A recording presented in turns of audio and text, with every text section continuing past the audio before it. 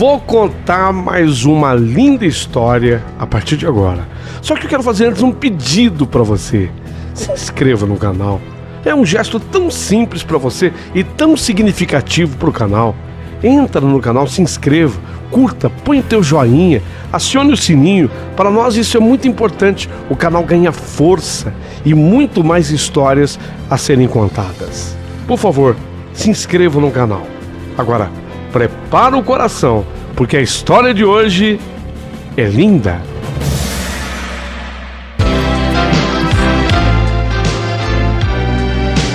Rádio Emoção. Paulinho, boa pessoa. A verdade de cada um.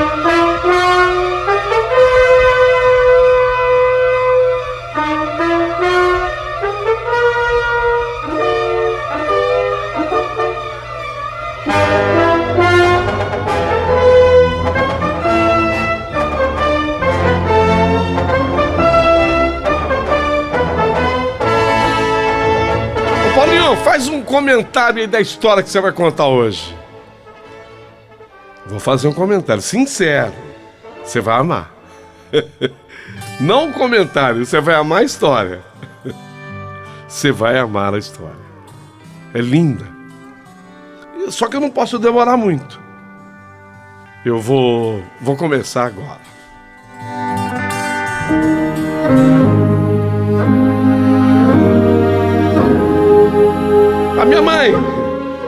A minha mãe querida anunciava para todos os cantos: ai meu Deus, amanhã, dizia minha mãe naquele seu entusiasmo. Mamãe era uma entusiasta. Pois amanhã, meu Deus do céu, minha irmã Zumira e família estamos chegando por aqui. Meu Deus, faz 19 anos que não vejo minha irmã e a família de minha irmã. Que saudade, que saudade. Vocês vão adorar. Vocês vão adorar a tia Zumira. E depois vocês vão conhecer os primos de vocês. Os primos maravilhosos que vocês têm. Mamãe falava com entusiasmo, falava com empolgação. Estava de fato cheia de saudade. Ela não via aquela irmã e nem o restante da família já para mais de 20 anos. Nossa. Também esse Brasil é muito grande, né? A minha mãe tinha se casado quando morava em Palotina. Sabe onde fica Palotina? No Paraná. Casou-se lá. E logo depois do casamento da mamãe, o meu pai comprou aquelas terras em Montenegro, Rondônia. Meu Deus! Imagina o que é isso. Sair lá do Paraná e ir embora para o estado de Rondônia. A distância, meu querido amigo Paulinho Boa Pessoa, bota distância nisso, são mais de 4.000 quilômetros. Mais de 4.000 quilômetros. Esse Brasil é grande demais. A minha mãe e meu pai foram embora para Rondônia. E o restante da família continuou lá, em Palotina, no Paraná. Os contatos agora só por carta. E assim mesmo a cartinha. E cartinha que demorava para chegar. E cartinha que para ter uma resposta também custava. E por carta, a minha mãe falava não só da sua saudade, da saudade de todos, como também a mamãe contava das oportunidades das novas terras de Rondônia. Mamãe dizia, porque ela tinha aprendido com alguém o significado daquilo. Eu me lembro que a gente perguntava para ela o significado. Aqui é o Eldorado. Ô mãe, aqui não é Montenegro? Eu perguntei para ela uma vez. Não, é Eldorado. Eldorado é quando a gente diz que um lugar é bom, ele é de progresso, ele é de fartura, ele promete. Por isso que a mãe coloca aqui é o Eldorado. E depois, as terras, pelo menos naquela época, depois obviamente tudo muda, mas as terras eram baratas, se comparadas às terras do Paraná. A terra vermelha, boa para a produção do café no Paraná, era muito valorizada. E lá em Rondônia, lei da oferta e da procura, terra boa também, mas barata. E havia aquela fazendinha, a mamãe e o papai ficaram sabendo, uma fazendinha vizinha da nossa, que estava sendo vendida. Quando a mamãe e o papai souberam disso, a mamãe, mais do que depressa, pegou um papel, uma caneta, escreveu uma carta e mandou para a tia Zulmira, explicando sobre o bom negócio. Que avaliasse com o marido, o tio José, mas que viessem, porque o negócio era muito bom, o negócio era espetacular. Vem, as terras são muito boas, produtivas, e o preço está muito camarada, vem, cria coragem, vem. E foi com tanta felicidade, quando a minha mãe abriu a nova correspondência, a resposta, e era ela, a tia Zulmira e o tio Zé, dizendo que tinham o dinheiro para a compra da gleba. Que mamãe e papai segurassem o negócio. Era uma expressão muito em voga naquela época. Você já ouviu falar, Paulinho? Segura o negócio para mim. Hoje, se você disser isso, dependendo do meio que você tiver, você pode ser mal interpretado. Já pensou eu olhar para o Liel e falar: ô Liel, você segura o negócio para mim? Hein, Jesus? Se eu olho para você, Jesus, e digo assim: ô Jesus, segura o negócio para mim, como é que você vai interpretar? Mas naquele tempo era bom negócio, que você tinha que segurar. Então você olhava para o outro e dizia assim: segura o negócio para mim. Foi o que disse a minha tia naquela carta: segura o negócio para mim. Tudo ficou acertado e no dia seguinte eles chegariam, depois de longa viagem, a Montenegro. Isso mamãe contando pra gente agora, tá? Amanhã é o grande dia. Ai, que saudade que eu tô da Zulmira, ai, que saudade que eu tô, ai, do meu cunhado e os sobrinhos que ela ia conhecer grande parte. O lugar onde nasci e vivi, naqueles meus 15 anos, eu tinha 15 anos, iria receber uma nova família. E não era uma família qualquer, era a família da tia Zulmira. Minha mãe, empolgadíssima, matar a saudade de 19 anos, ela contava 19 anos. Para mim, sei lá, era mais de 20. Saudade de 19 anos da irmã. Mas nós, os seus 4 filhos, também estávamos ansiosos. Iríamos conhecer os nossos tios. E também iríamos conhecer 5 primos, 3 mulheres e 2 homens. Em resumo, nossa família estava toda em festa, aguardando o grande momento. O que seria o reencontro, no caso de uma família que não se via há tanto tempo. Papai, mamãe, nós, os seus filhos. No dia seguinte, bem cedo, nossa, o coração parecia que já ia sair pela boca. Aquela expectativa. Você já pensou? Eu não tinha lembrança da minha tia. Nada, não conhecia ninguém. Meu Deus, estão vindo para cá. Levantamos da cama todos naquela expectativa, nos arrumamos, vestimos a melhor roupinha que a gente tinha para esperar a família de tia Zulmira e do tio José. Saímos de casa e caminhamos uns 800 metros até a beira da estrada, onde o ônibus deixaria nossos parentes. Havia chovido, como sempre por aquelas bandas, chove demais, meu Deus do céu. O ônibus deveria atrasar um pouquinho e por volta de umas 11 horas da manhã, o ônibus apontou na reta. Levantou aquela poeirinha e a minha mãe começou a chorar. Estão chegando. E ela abraçava os filhos. Ela abraçava a mim, abraçava meu pai. Estão chegando. E lá vinha a irmã Zulmira, nossa tia, o cunhado José, os sobrinhos. E muitos dos sobrinhos ela nem conhecia. Mamãe nem conhecia. Estão chegando. Ai, meu Deus, que coisa boa, estão chegando. O ônibus parou. E daí pra frente, meu Deus, foi só emoção. Zumira!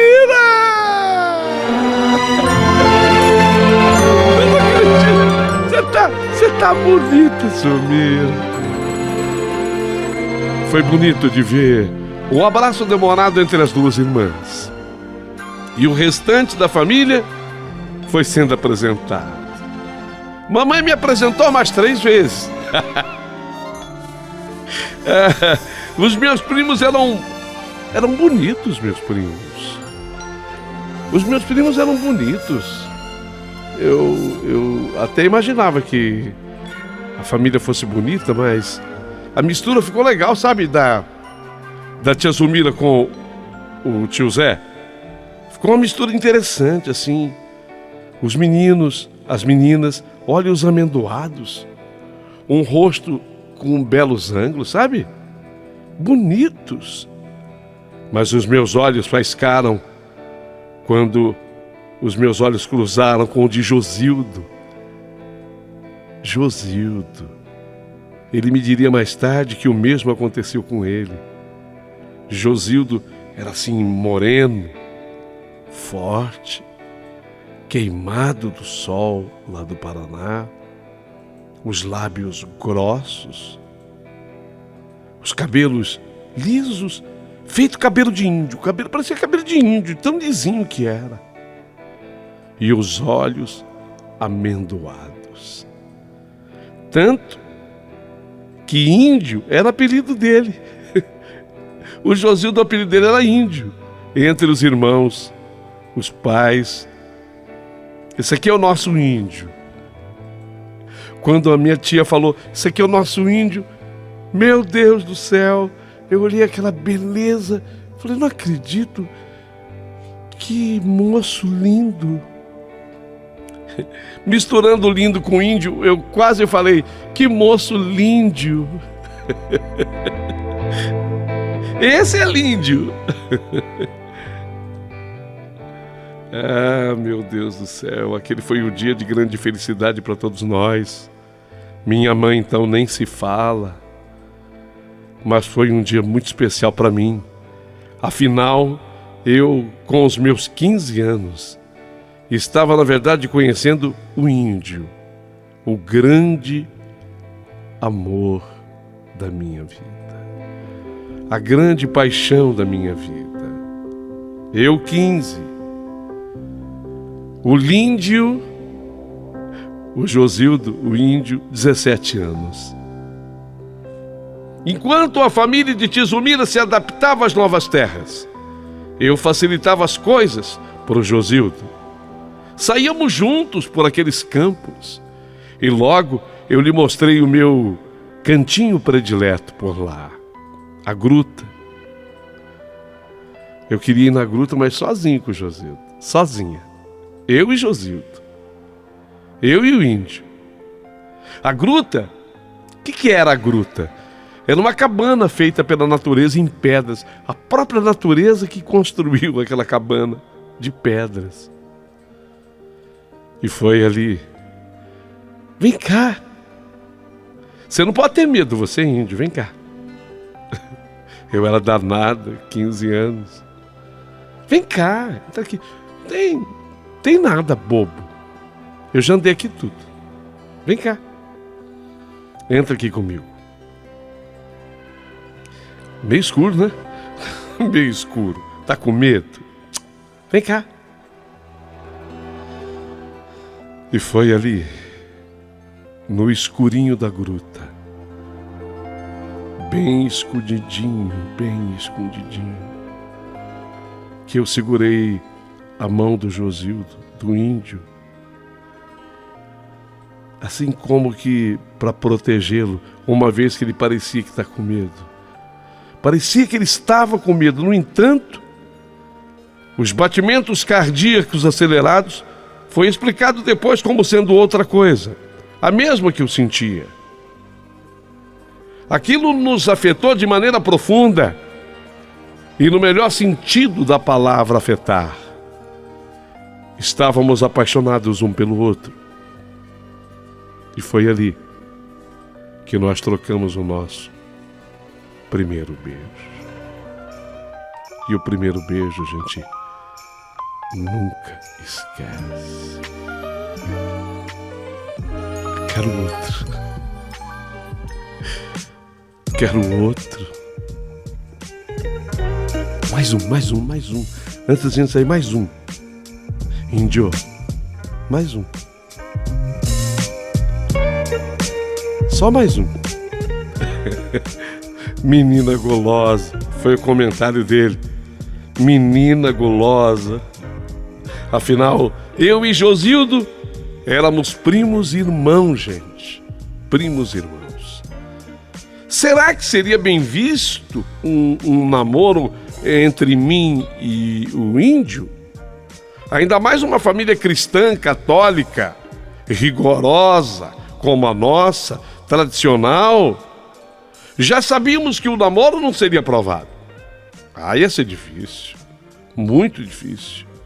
Tanto que nós passamos a viver aquela paixão às escondidas, ali dentro da gruta, na parte do escurinho, onde eu não tinha medo de ir. Até porque de vez em quando eu promovia até uma certa limpeza ali dentro da gruta, sabe? Todos os nossos encontros eram ali. Ali trocávamos carinhos, beijos, abraços. Era bom demais. E assim, fomos eu e o índio construindo a nossa história de amor. Os familiares nos olhavam com uma certa desconfiança. Afinal, o que nós fazíamos tanto naquela gruta e juntos? Por que de repente a gente sumia da frente de todos? Vocês vão. Sabe, começa aquelas perguntas, né? Onde vocês vão quando vocês somem? Nós sabíamos. Éramos questionados. Mas também tínhamos criatividade para as desculpas, especialmente eu. E foi assim, namorando às escondidas, que 2 anos se passaram. 2 anos. Foram os 2 anos mais lindos e especiais da minha vida. 2 anos de amor. Do verdadeiro amor. Foram 2 anos namorando na gruta e nas fugas para a cidade mesmo de Montenegro, já que nós morávamos na zona rural. Na cidade a gente se liberava, ou onde preferíamos, no meio do mato das nossas fazendas e das fazendas vizinhas. No nosso cantinho preferido, dentro da gruta. Mas agora Josildo tinha 19, eu tinha 17. Já não bastava mais viver correndo e escondendo de todos o nosso amor. Cheios de coragem, ímpeto da juventude, resolvemos assumir o nosso romance. Nós temos que falar, não vai ter jeito. Uma hora vão descobrir. E outra coisa, eu não vivo sem você. E nem eu sem você. Então vamos assumir. Foi um Deus nos acuda. Foi um Deus nos acuda, porque ninguém aprovava. Exceção feita a uma irmã minha e 2 irmãs do Josildo. Mas o amor entre nós dois era muito forte para sucumbir assim. E nós resolvemos enfrentar tudo e todos. Josildo arrumou um emprego em Montenegro, na cidade. Alugou na cidade de Montenegro uma casinha. E mesmo com os contras, nos juntamos e fomos viver naquela casinha. Tínhamos conosco uma certeza: o tempo nos ajudaria a convencer todos de que nós estávamos certos. O amor nos dava essa garantia. E então existe uma garantia maior do que essa?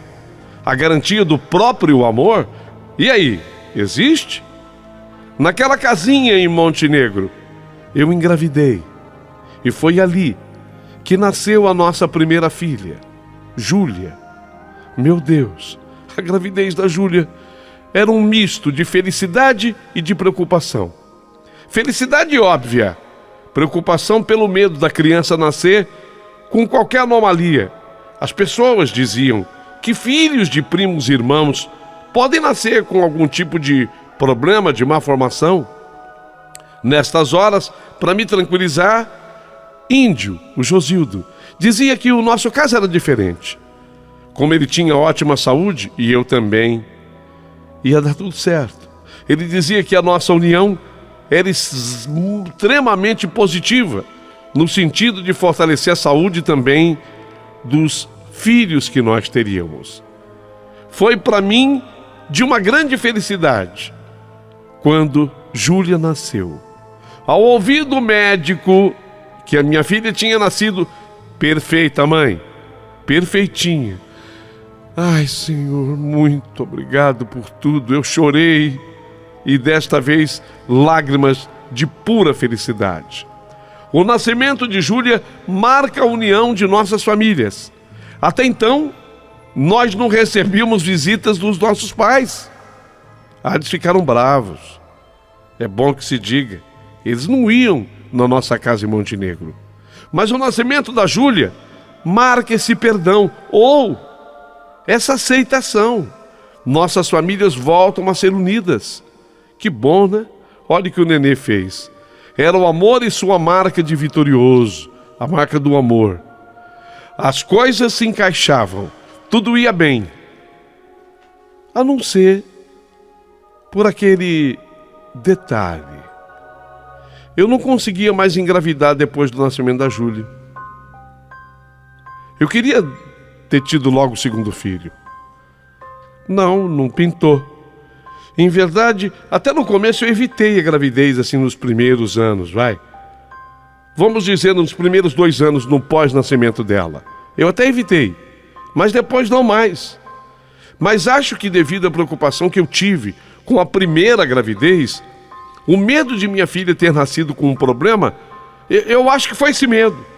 Esse medo todo, ele disparou algum gatilho em meu cérebro, e daí o restante do organismo se ressentiu. Eu não conseguia mais engravidar. Teve uma médica até muito inteligente da região, lá de Montenegro, que falou: o teu problema está aqui. Aí ela colocou assim a mão na minha cabeça. Eu falei: na cabeça, doutora? Ela falou: não, é na cabeça, mas na hipófise. Eu falei: o que é isso? Falou: uma glândula que é responsável pela produção dos nossos hormônios. Está na hipófise. Você está preocupada e foi afetada. Mas tirando isso, a vida ia muito bem entre mim e Romildo. Até que a Júlia, a nossa filha, fez 9 anos. 9. Puxou o pai, uma índia. Linda! A nossa índia com aquele cabelo escorrido, com aqueles olhinhos puxadinhos e amendoados. Puxou o pai, ainda bem. Porque ele sempre foi, o Josildo sempre foi lindo. Mas com 9 anos ela começou a apresentar umas fraquezas. Ficava amoadinha. Uma criança de 9 anos é pura energia. Quem tem sabe, criança não para. E ela parou. Não tinha força mais para sair para brincar. Passou a ter baixo rendimento escolar. O que está acontecendo com a minha Índia? Levamos a Índia, a Júlia, ao médico. E aí não conseguiu descobrir de cara qual era o problema. Mas a verdade é que a nossa filha não reagia. Diante de um problema que se agravava, Josildo, aconselhado, sabe aquela médica que me falou da hipófise? Falou: olha, vocês têm que levá-la em Porto Velho. Porto Velho é a capital. Lá vocês vão procurar esse médico aqui. E a gente não esqueceu mais, Dr. Conrado. Dr. Conrado em Porto Velho, procurem por ele lá. E lá então, esse Dr. Conrado, depois de ter feito uma série de exames com a nossa Júlia, a minha Indinha, falou em anemia falciforme. A anemia falciforme, doutor, é um tipo de anemia comum entre filhos de primos. Pronto. Caramba. E como é isso, doutor? Tem que ser tratado, anemia falciforme. Começariam os problemas. Os remédios foram ministrados. Ela volta com a Joante lá de Porto Velho, mas sendo medicada. No entanto, os remédios deveriam apresentar um efeito melhor. Até que começaram bem, mas depois ficou naquela mesma coisa. E ela cada vez com menos vontade de brincar. Uma fraqueza estampada. Diante do quadro da nossa Júlia, aquela médica, que já tinha indicado o Dr. Conrado, conversa comigo e conversa com o Josildo, que é um conselho.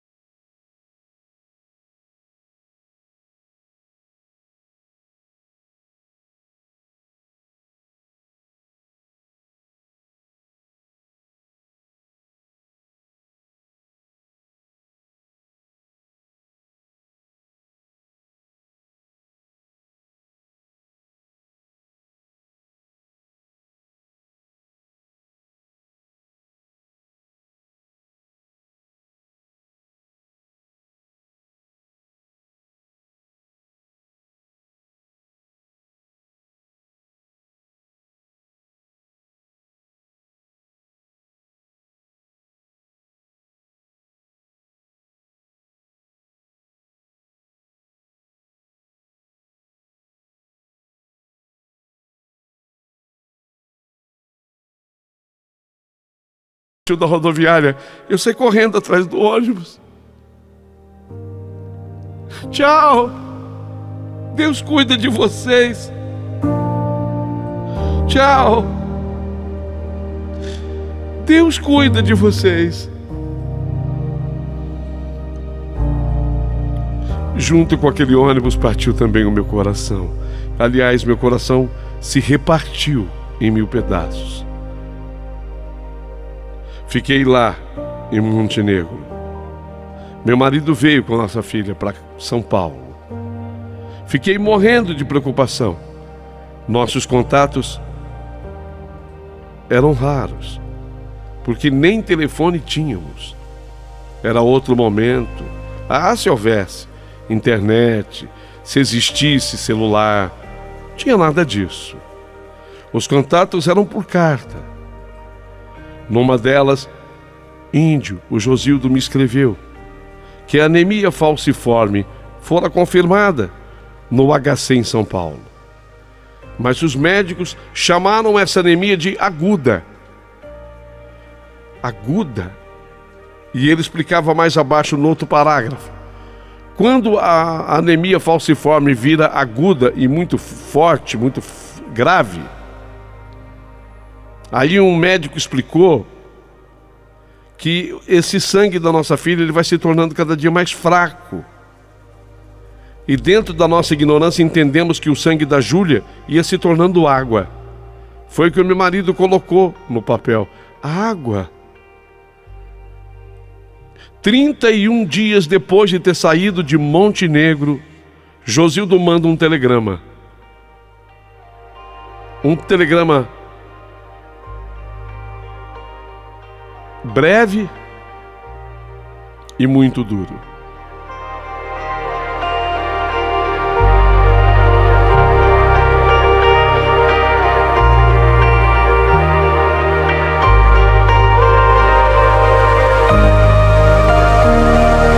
Eu vou explicar uma coisa antes, porque talvez muita gente não saiba como eram as comunicações nesse momento. O telegrama você pagava por letra escrita.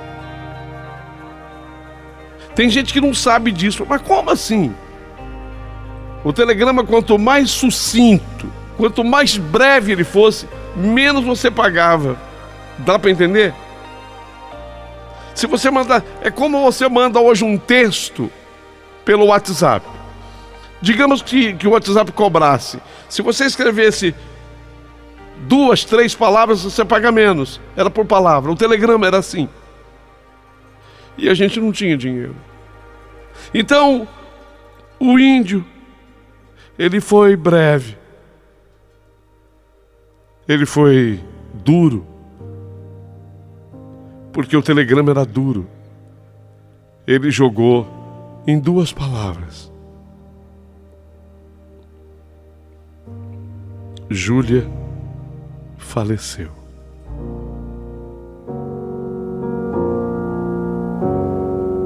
Só 2 palavras. Eu li, eu relia. Que?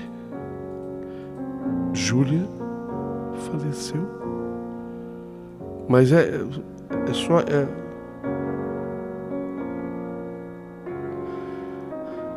Júlia faleceu. Eu queria dar uma outra interpretação ao que não tem interpretação. Entendem-me? Eu queria interpretar o que não tem que interpretar. Júlia faleceu. Quando eu recebi aquele telegrama, eu saí para as ruas gritando que aquilo era mentira. Mentira! É mentira, o índio está louco. O índio enlouqueceu. Meus pais, meus tios, foram me apanhar no meio da rua. Eu estava tão sofrida. Minha filha havia falecido longe de mim, sem que eu a visse. Eu queria ter vindo para São Paulo. Mas onde o meu marido estava não tinha endereço aqui. 10 dias depois. Depois daquele telegrama, 10 dias, Josildo voltou a Montenegro.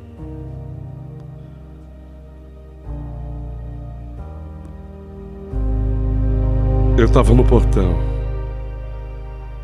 E quando eu vi que ele caminhava em direção à nossa casa, sem ela, sozinho.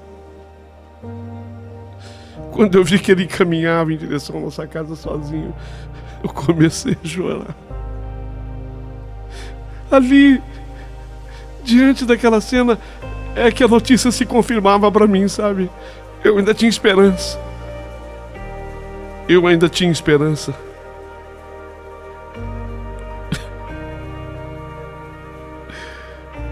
Eu chorei lágrimas de sangue. Não sei explicar. Mas eu senti ódio do Josildo naquela hora. Eu não sei explicar, eu senti ódio dele, gritei, xinguei. Xinguei dos piores nomes. Você é culpado! Você não me levou! Se eu tivesse junto, não tinha acontecido. Você é culpado! Você não me levou, eu tinha que estar junto. Eu quero a minha filha, eu quero. Ele também nervoso, sofrido com tudo. Coitado, ele admitiu a parcela de culpa dele, mas também dizia que a culpa pela morte da nossa filha era tanto dele quanto minha. A culpa pertencia a nós dois. Como assim? Como assim, Josildo? Nós sabíamos que era perigoso. Nós somos primos, irmãos. Não podíamos ter ficado juntos. Geraríamos filhos doentes.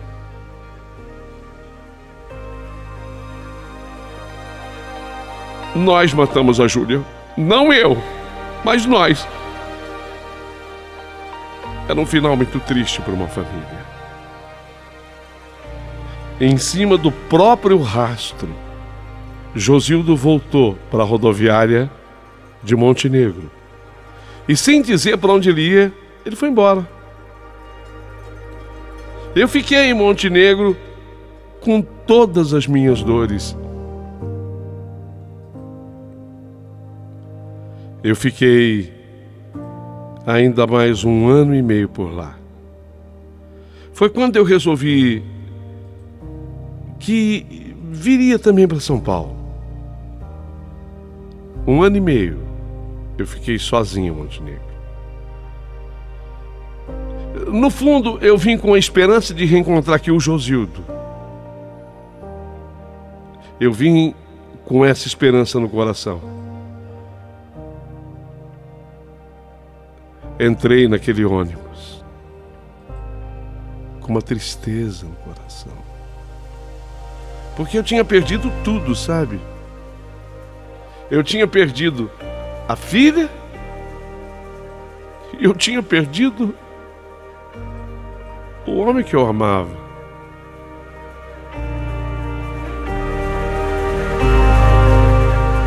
Entrei naquele ônibus. Eu me lembro ainda da voz do motorista na rodoviária de Montenegro, quando ele falou: "Tá todo mundo aí?" Devia ter mais ou menos metade do ônibus, não estava lotado. Mas o motorista lhe perguntou assim: "Tá todo mundo aí?" Eu, obviamente, que não tinha nenhuma condição de responder, eu estava chorando. Mas um homem se colocou quase de pé para falar. Sabe quando a pessoa levanta um pouquinho do banco assim? "Todo mundo aqui, motorista, pode tocar."